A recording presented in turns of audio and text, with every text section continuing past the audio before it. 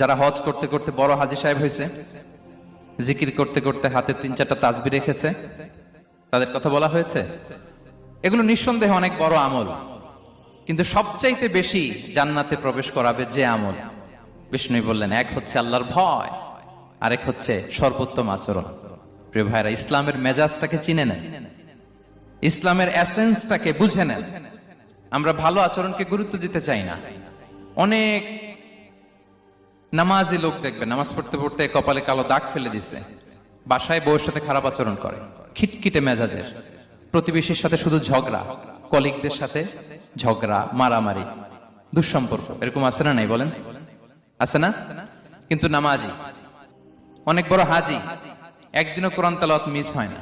তো এত ইবাদত করেও সে ইসলামের আসল এসেন্সটাকে ধরতে পারে নাই। বিষ্ণু বললেন, সবচেয়ে বেশি জান্নাতে প্রবেশ করাবে যে দুটি আমল, একটি হচ্ছে তাকওয়াল্লাহ, আল্লাহর ভয়, আরেকটি হচ্ছে উত্তম আচরণ, সর্বোত্তম আচরণ। তো আমরা যেন উত্তম আচরণের অধিকারী হই। আমার স্ত্রীর সাথে যেন ভালো আচরণ করি, প্রতিবেশীর সাথে যেন ভালো আচরণ করি, ছেলে মেয়েদের সাথে যেন আমাদের অ্যাটিটিউডটা ভালো থাকে, আচরণটা ভালো থাকে, কলিগের সাথে যেন ভালো থাকে। বিশ্বনবীর আচরণ যেমন ছিল তেমন আচরণ যেন আমরা গড়ে তুলতে পারি। আওয়াজ করে পড়ুন আমিন।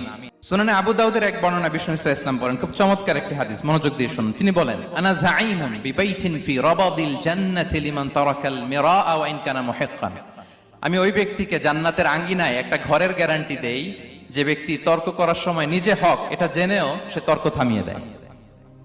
অনেক সময় হয় না, অনেকে পায়ে পাড়া দিয়ে ঝগড়া করতে আসে, এরকম আছে না নাই?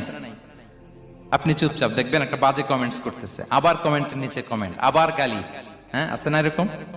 বিষ্ণু বলেন, নিজে হক এটা জানার পরেও আর যাতে তর্ক না বাড়ে, যে তর্ক থামিয়ে দেয় জান্নাতের আঙ্গিনায়, তাকে আমি একটা ঘরের গ্যারান্টি দেই। ওয়াবিবাইতিন ফি ওয়াসাতিল জান্নাতি লিমান তারাকাল কাযিবা ওয়া ইন কানা মাযিহান।